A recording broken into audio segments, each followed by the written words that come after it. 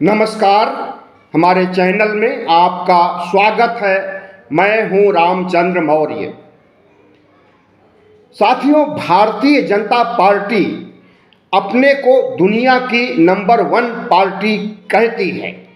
RSS अपने को दुनिया का नंबर 1 सामाजिक सांस्कृतिक संगठन कहता है। लेकिन इन दोनों के चाल चरित्र चेहरे पर अगर एक नज़र डालिए तो इनमें बहुत बड़ा विरोधाभास है और उसी विरोधाभास को आज हम डिकोड करने जा रहे हैं। अगर आप पहली बार हमारे चैनल को देख रहे हैं तो ज़रूर सब्सक्राइब कीजिए और वीडियो अच्छा लगे तो लाइक और शेयर भी कीजिए। इससे हमें बड़ी ताकत मिलेगी। भारतीय जनता पार्टी आरएसएस के कोख से पैदा हुई है और आरएसएस जब अपने को दुनिया का नंबर 1 सामाजिक सांस्कृतिक संगठन कहता है तो भारतीय जनता पार्टी भी अपने को दुनिया की सबसे बड़ी पार्टी कहती है। लेकिन इन दोनों पार्टियों में जो विरोधाभास है, आरएसएस में और बीजेपी में जितना विरोधाभास है और इनकी कथनी और करनी में जितना बड़ा अंतर है, इनकी विचारधारा को तो हम दोगलापन कहेंगे। इनका कोई दर्शन नहीं है, इनकी कोई अपनी थ्योरी नहीं है और इनके अंदर एक ऐसी जहरीली अमर्यादित भाषा छिपी हुई है जो अक्सर खुल करके सामने आती है, खास करके चुनाव के दौरान। आज प्रधानमंत्री नरेंद्र मोदी ने दिल्ली चुनाव के मद्देनजर भाषण दिया दिल्ली में और अरविंद केजरीवाल को घेरने का काम किया। आम आदमी पार्टी को आपदा पार्टी घोषित किया। लेकिन अरविंद केजरीवाल भी सियासत के छटे हुए खिलाड़ी हैं। उन्होंने भी जिस तरह से प्रधानमंत्री के वार पर पलटवार किया वह भी काबिले तारीफ है। आपदा आम आदमी पार्टी है तो आम आदमी पार्टी के संयोजक केजरीवाल ने गिना दिया कि भारतीय जनता पार्टी के लिए जरूर आपदा है आम आदमी पार्टी और इसने पिछले 2 चुनावों में बुरी शिकस्त दी है और 2025 के चुनाव में भी बड़ी हार देने जा रही है भारतीय जनता पार्टी को, इसलिए वो बौखलाए हुए। तो अरविंद केजरीवाल ने भी कहा कि भारतीय जनता पार्टी की आपदा यह है कि इसके पास दिल्ली में मुख्यमंत्री घोषित करने के लिए अपना कोई चेहरा नहीं है। इसके पास दिल्ली को विकसित करने समृद्ध करने के लिए कोई विजन नहीं है। इसके पास चुनाव जीतने के लिए दिल्ली में कोई एजेंडा नहीं है और दिल्ली को चुनाव जीत करके अरविंद केजरीवाल को हराने का जो मंसूबा नरेंद्र मोदी पाल रखे हैं, यही मंसूबा इनका 2015 और 2020 में भी था और दर्जनों रैलियां किए थे 15 में भी और 20 में भी। लेकिन हार ही नहीं, बुरी हार मिली। 2015 में 70 में से सिर्फ 3 सीटें और 2020 में 70 में से 8 सीटें भारतीय जनता पार्टी को मिली थी। अब इस बार भारतीय जनता पार्टी ने साम दाम दंड भेद हर तरह के घोड़े छोड़ दिए हैं और जिस तरह से अरविंद केजरीवाल को, संजय सिंह को और कई नेताओं को जेल भेजा और जेल भेजने के बाद अदालत ने उन्हें रिहा कर दिया क्योंकि इनके खिलाफ मुकदमा कुछ बनता ही नहीं था, कोई सबूत ही नहीं था शराब घोटाले का जो आरोप लगाए थे। इस वजह से हम समझते हैं कि अरविंद केजरीवाल का कद जेल जा करके बढ़ा है और वही कद बढ़ा हुआ लेकर के जब चुनाव में जा रहे हैं तो नरेंद्र मोदी घबराए इसलिए है कि इनका हमेशा सर्वे चलता रहता है, किस पार्टी को कितनी सीटें मिल रही हैं, कौन किसको वोट दे रहा है, इसके लिए इनकी एक बड़ी टीम है और वह आए दिन अंदरूनी रिपोर्ट सौंपती रहती। जब प्रधानमंत्री को लगा कि दिल्ली में उनकी बुरी हार होने जा रही है तो वह बरस पड़े अरविंद केजरीवाल पर और अरविंद केजरीवाल भी पीछे नहीं रहे। उनके एक एक सवाल का ऐसा माकूल जवाब दिया जिससे भारतीय जनता पार्टी की बोलती बंद हो गई है। जैसा कि मैंने कहा कि भारतीय जनता पार्टी और आरएसएस का दोगलापन किसी से छिपा हुआ नहीं है। आज प्रधानमंत्री नरेंद्र मोदी ने अजमेर शरीफ की दरगाह पर उर्स त्योहार पर चादर चढ़ाने के लिए भेजा। किरण रिजिजू लेकर के गए जो कि धार्मिक मामलों के या यूं कहें कि अल्पसंख्यक मंत्रालय के मंत्री हैं और संसदीय कार्य मंत्री भी हैं। किरण रिजिजू लेकर के गए लेकिन इसका हिंदू संगठनों ने ही विरोध किया और हिंदू सेना के प्रमुख विष्णु गुप्ता ने तो प्रधानमंत्री नरेंद्र मोदी पर बहुत बड़ा इल्जाम लगाया और कहा कि इससे मुस्लिम पक्ष और मजबूत होगा और कोर्ट भी प्रभावित हो सकती है कि नरेंद्र मोदी खुद चादर चढ़ा रहे हैं। वहां चादरें चढ़ाने का काम जो भी प्रधानमंत्री आता है वही करता है। नेहरू से लेकर नरेंद्र मोदी तक हमें लगता है कि कोई भी ऐसा प्रधानमंत्री नहीं रहा होगा जो अजमेर दरगाह पर जा करके चादर न चढ़ाया हो और नरेंद्र मोदी भी पिछली बार जाकर के ही चादर चढ़ाए थे, लेकिन इस बार उन्होंने किरण रिजिजू को भेजा है। दूसरी तरफ उसी दरगाह को गिराने के लिए, उसका सर्वे कराने के लिए हिंदू पक्ष अदालत में मुकदमा ठोक दिया लोअर कोर्ट में और अभी सुप्रीम कोर्ट उस पर रोक लगाए हुए है। अब देखिए आगे क्या होता है, लेकिन प्रधानमंत्री नरेंद्र मोदी की सोच जरूर स्पष्ट हो गई कि उनका भगवा गैंग मुसलमानों का विरोध करता है, मस्जिदों का विरोध करता है, मस्जिदों के नीचे शिवालय देखता है, शिवलिंग देखता है और प्रधानमंत्री नरेंद्र मोदी सियासी चुनावी राजनीति करते हुए मुसलमानों के वोट को पाने के लिए चादर चढ़ाने का काम करते हैं। तो सिर्फ यही नहीं बल्कि प्रधानमंत्री नरेंद्र मोदी की पार्टी भारतीय जनता पार्टी और आरएसएस मुगल काल को लेकर के आए दिन बयान देता है और बाबर से लेकर बहादुर शाह जफर तक जितने भी शाहजादे, जितने भी शहंशाह हुए हैं सबकी लानत मलानत करता है, खास करके बाबर की, हुमायूं की, औरंगजेब की और जहांगीर की।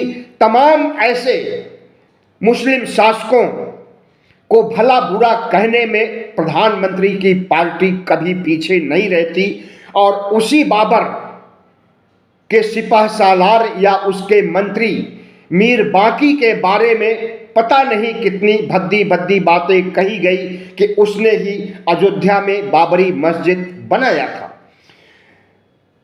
लेकिन जब 2023 में G20 शिखर सम्मेलन होता है भारत में सितंबर 2023 में, तो एक बुकलेट जारी की जाती है। बुकलेट का नाम था Bharat the mother of democracy. इस पुस्तिका में मुगल काल का गुणगान किया गया है। बाबर से लेकर बहादुर शाह जफर तक का महिमा मंडन किया गया है। खासकर महान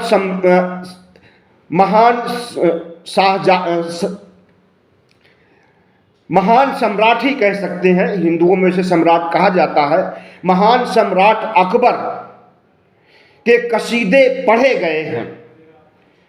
अकबर के बारे में कहा गया है कि अकबर एक धर्मनिरपेक्ष शासक था और उसने सभी धर्मों का सम्मान किया, हिंदू धर्म का भी सम्मान किया और एक नया धर्म विकसित किया इलाहाबाद में दीन इलाही नाम से, और उसी दीन इलाही नाम पर इलाहाबाद नाम पड़ा, जो आज प्रयागराज के नाम से जाना जाता है। तो भारतीय जनता पार्टी एक तरफ मुगलों का अपमान करती है और दूसरी तरफ दुनिया की नजरों में बुकलेट जारी करके उन्हीं मुगल सम्राटों के कसीदे पढ़ती है, उन्हीं की सराहना की जाती है। तो क्या यह दोगलापन नहीं है भारतीय जनता पार्टी का? राष्ट्रपिता महात्मा गांधी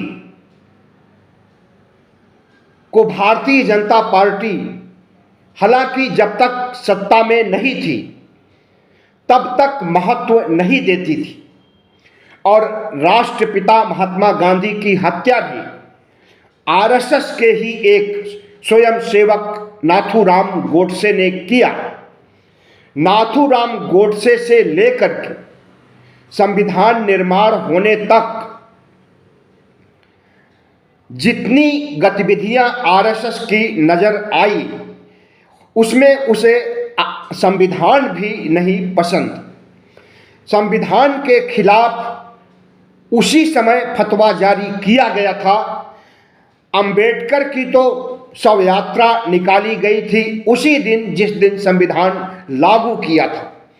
संसद भवन में संविधान लागू किया जा रहा था और रामलीला मैदान, जो मुश्किल से संसद भवन से 4-5 किलोमीटर पड़ता है, वहां पर बाबा साहब डॉक्टर भीमराव अंबेडकर की शव यात्रा निकाली जा रही थी और संविधान को जलाया जा रहा था।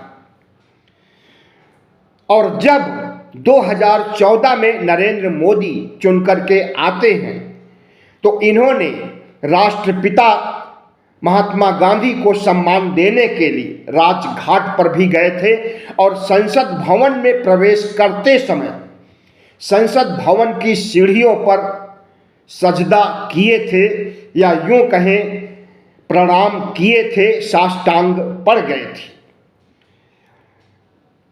तो समय समय पर ये किसी भी महापुरुष को या संविधान को अपनी सुविधा के अनुसार महत्व भी देते हैं और उसकी लानत मलानत भी करते हैं, चाहे वह मुगल काल हो। साल के 364 दिन पानी पी पी करके बाबर से बहादुर शाह जफर तक को कोसते हैं, गालियां देते हैं और उनके द्वारा बनाए गए मस्जिद के नीचे शिवालय की तलाश करते हैं। जितने भी जामा मस्जिद या अन्य मस्जिद हैं, यहाँ तक कि ताजमहल तक पर इनकी बुरी नज़र पड़ी हुई है। ताजमहल के नीचे भी इनका कहना है तेजो महालय है, तेजो महालय शिव का मंदिर है। तो इस तरह से ऐसा नरेटिव बनाया है कि ये सराहना भी करते हैं, लानत मलानत भी करते हैं। बस समय का अंतर होता है। जब चुनाव होने वाला होता है या चुनाव नज़दीक होता है, चुनाव में वोट के लिए मुसलमानों को पटाने के लिए तरह तरह से मुसलमानों के पक्ष में बयान आने लगते हैं, चादरें चढ़ाई जाने लगती हैं, मुगल काल की सराहना की जाने लगती है विदेशी मेहमानों को खुश करने के लिए। और जब अवसर आता है तो उन्हीं को को विध्वंस करने, उन्हीं को ख़त्म करने और उन्हें गाली देने और मुसलमानों को देशद्रोही कहने, घुसपैठिया कहने, अधिक बच्चे पैदा करने वाला कहने से भी नहीं चूकते हैं। प्रधानमंत्री नरेंद्र मोदी 9 जून 2024 को जब तीसरी बार शपथ लेने जा रहे थे तो संविधान को माथे से लगाया, संविधान के सामने सिर झुकाया। लेकिन उसके पहले, चुनाव जीतने के पहले, जब चुनाव प्रचार चल रहा था तो इसी भारतीय जनता पार्टी के तमाम सांसदों ने संविधान की धज्जियां उड़ाई, संविधान के बारे में कहा कि हमें 400 पार सीटें दीजिए, 370 पार सीटें भी दे दीजिए तो हम संविधान को खत्म कर देंगे। मनुस्मृति को लागू करने की बात तो नहीं कहे, लेकिन संविधान खत्म करने का मतलब ही यही होता है कि मनुस्मृति को लागू करना चाहते हैं, और मनुस्मृति को लागू करने का मतलब ही होता है कि यह धर्मनिरपेक्ष राष्ट्र को हिंदू राष्ट्र बनाना चाहते हैं। लेकिन 2024 के लोकसभा चुनाव में हार का सबसे बड़ा कारण यही संविधान बना, जिसके सामने नरेंद्र मोदी कभी मत्था टेकते हैं और कभी संविधान को खत्म करने का फतवा जारी कराते हैं। तो हम समझते हैं कि नरेंद्र मोदी संविधान के मामले में भी दोगलापन इस देश को दिखा चुके हैं, और जो दोगलापन नरेंद्र मोदी ने दिखाया उस दोगलेपन से आरएसएस भी अछूता नहीं है। आरएसएस कभी कहता है कि इस देश के समस्त निवासियों 140 करोड़ लोगों का डीएनए एक है और सभी हिंदुस्तानी हैं, सभी भारतीय हैं, और कभी कभी तो सभी को हिंदू भी बताया जाता है। अभी थोड़े समय पहले राजस्थान के 12 डिस्ट्रिक्ट में मोहन भागवत गए हुए थे एक बैठक में, तो वहाँ उन्होंने कहा कि भारत को हिंदू राष्ट्र बनाने की जरूरत नहीं है, भारत तो हिंदू राष्ट्र बन चुका है। एक तरफ हिंदू राष्ट्र बन भी चुका है और दूसरी तरफ संविधान को हटाने की भी बात चल रही है।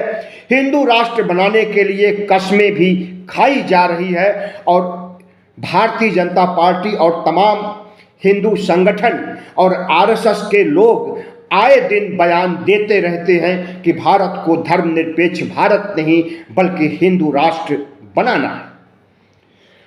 तो दोनों तरफ ये हैं, हिंदू राष्ट्र बन भी चुका है और हिंदू राष्ट्र बनाना भी है, और बनाने के लिए क्या करना है कि मुसलमानों का सफाया कर देना है, उनके पुरा स्थलों, उनके पूजा स्थलों को हड़प लेना है और उसे ध्वस्त करके उसकी जगह पर मंदिर बनाना है। और इसी उद्देश्य से सभी मस्जिदों को ढहाने की प्लानिंग बनाई गई है, सभी मज़ारों दरगाहों को ढहाने की प्लानिंग बनाई गई है, और उसे अंजाम भी दिया जाने लगा है। लेकिन सुप्रीम कोर्ट की रोक के तहत फिलहाल अभी मस्जिद के नीचे शिवलिंग या मंदिर तलाशने का काम ठंडे बस्ते में डालना पड़ा है। तो भारतीय जनता पार्टी और आरएसएस का दोगलापन सिर्फ इतना भी नहीं है।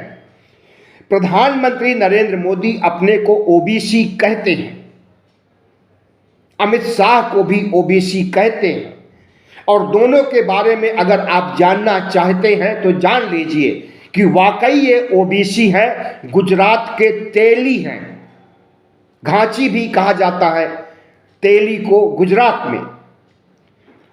और लेकिन जब नरेंद्र मोदी 2001 में गुजरात की सत्ता में आए, गुजरात सरकार के मुख्यमंत्री बने, तब इन्होंने अपना नाम वोटर ओबीसी लिस्ट में डलवाया, पिछड़ों की जो सूची है सरकार के पास, उसमें अपना नाम और शाह का नाम डलवाया। उसके पहले सवर्णों की लिस्ट में इनका नाम था।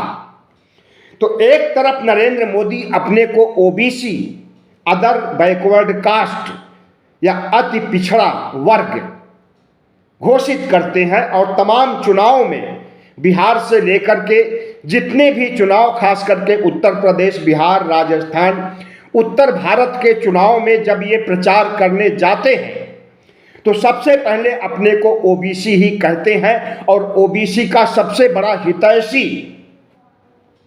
मानते हैं, और 5 किलो राशन ओबीसी को दे करके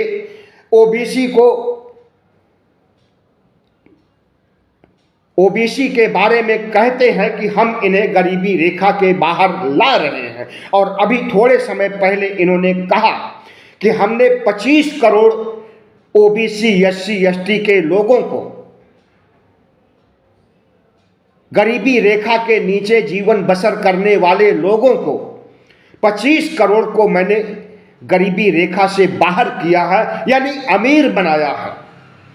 तो यहां पर भी एक विरोधाभास नजर आता है। जब 25 करोड़ गरीब से अमीर बन गए हैं पिछले 10 सालों में, तो उन्हें राशन 5 किलो क्यों दिया जा रहा है? और अगर आप ओबीसी हैं, आप यह भी कह करके अपनी पीठ ठोकते हैं कि हमने पिछड़ा वर्ग आयोग केंद्र में बनाया है और ओबीसी को हर सहूलियतें देते हैं, ओबीसी को अपने मंत्रिमंडल में जगह देते हैं, तो ओबीसी की जनगणना कराने से आप क्यों कतरा रहे हैं, क्यों दूर भाग रहे हैं? ओबीसी को उसका हक अधिकार दिलाने से क्यों दूर भाग रहे हैं? यह सवाल हम ही नहीं पूछ रहे हैं, बल्कि नेता प्रतिपक्ष राहुल गांधी भी अक्सर पूछते हैं कि ओबीसी की जनगणना कब कराई जाएगी, और ओबीसी जो इस देश में 50% से अधिक है, तो उनका हक अधिकार उन्हें कब दिया जाएगा और उन्हें राष्ट्र की मुख्य धारा में कब लाया जाएगा। इसके लिए राहुल गांधी ने एक अभियान छेड़ दिया है, और संविधान को बचाने के लिए जिस तरह से वह संविधान को हाथ में लेकर के चलते थे, न्याय की बात करते थे, न्याय यात्रा करते थे, हम समझ रहे हैं अभी उसमें कोई कमी नहीं हुई है। एक नई यात्रा, जय भीम यात्रा शुरू करने जा रहे हैं राहुल गांधी, जिसमें बाबा साहब डॉक्टर भीमराव अंबेडकर को जिस तरह से गृह मंत्री ने अपमानित किया था, उसे सड़कों पर लाना चाहते हैं। बाबा साहब डॉक्टर भीमराव अंबेडकर का अपमान इन्होंने किया, और उन्हीं बाबा साहब को सम्मान देने के लिए राहुल गांधी जहां पर बाबा साहब पैदा हुए थे, महू, मध्य प्रदेश, वहां तक यात्रा करने जा रहे हैं, पद यात्रा करने जा रहे हैं। तो प्रधानमंत्री नरेंद्र मोदी और आरएसएस की सोच कुछ और है, कथनी कुछ और है, करनी कुछ और है। अभी आपने देखा होगा थोड़े समय पहले जब नए संसद भवन का उद्घाटन किया गया, तो वहाँ पर जो संविधान बांटा गया उसमें से धर्मनिरपेक्षता, उसकी प्रस्तावना में से धर्मनिरपेक्षता और समाजवाद शब्द गायब मिला। जो इनकी मंशा है, उस मंशा को उन्होंने दिखा दिया कि हम भारत को धर्मनिरपेक्ष नहीं रहने देंगे, समाजवादी नहीं रहने देंगे, सामाजिक न्याय का सम्मान नहीं करेंगे, और न्याय के तहत आरक्षण को खत्म करने की सोच जो आरएसएस की थी, वह 2015 में ही स्पष्ट हो गई थी, जब मोहन भागवत ने खुल करके कहा था कि अब आरक्षण को खत्म करने के लिए आरक्षण की समीक्षा की जानी चाहिए। और इनका विरोधाभास या दोगलापन यह कि 2024 के लोकसभा चुनाव के दौरान वही आरएसएस प्रमुख मोहन भागवत कहते हैं कि हमने 2000 साल तक ओबीसी एससी एसटी के ऊपर अत्याचार किया है, उनके ऊपर जबरन वर्ण व्यवस्था थोपा है, उन्हें गुलामी और जहालत की जिंदगी में रखा है, तो कम से कम 200 साल तक उन्हें आरक्षण मिलना चाहिए। 2015 में आरक्षण खत्म करने की वकालत और 2024 में आरक्षण 200 साल आगे बढ़ाने की बात, क्या यह दोगलापन नहीं है? सिर्फ जितने दोगलापन हमने गिनाए उतने ही नहीं हैं, बहुत से दोगलापन हैं भारतीय जनता पार्टी और आरएसएस में। सबसे बड़ी बात तो यह है, ब्राह्मणों, क्षत्रियों और वैश्यों की पार्टी है। इस देश के ओबीसी एससी एसटी को गुमराह करके या यूं कहें सब्जबाग दिखा करके जिस तरह से नरेंद्र मोदी वोट हासिल करते हैं, तमाम जुमले, तमाम झूठ बोल करके वोट हासिल करते हैं और अंततः उन्हें कुछ भी नहीं दिया जाता है और उनकी ऐसी स्थिति हो जाती है मोदी राज में कि उन्हें 5 किलो राशन पर जिंदा रहना पड़ता है। तो प्रधानमंत्री नरेंद्र मोदी हो, आरएसएस प्रमुख मोहन भागवत हो या फिर ब्राह्मण क्षत्रिय वैश्य कम्युनिटी से के नेता हो, इनके अंदर विरोधाभास और दोगलापन भरा हुआ है। यह ओबीसी एससी एसटी की जहालत पर अपनी राजनीति की रोटी सेकना चाहते हैं, ऐसा वर्षों से कर रहे हैं।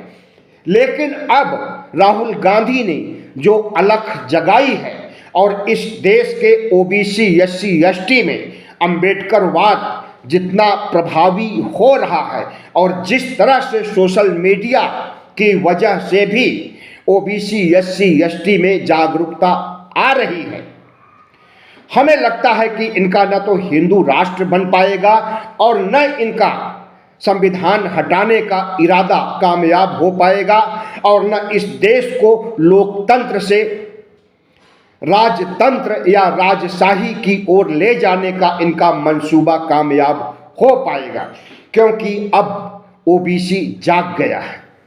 बहुत बहुत धन्यवाद। हमारे चैनल को सब्सक्राइब कीजिएगा, लाइक कीजिएगा और शेयर कीजिएगा।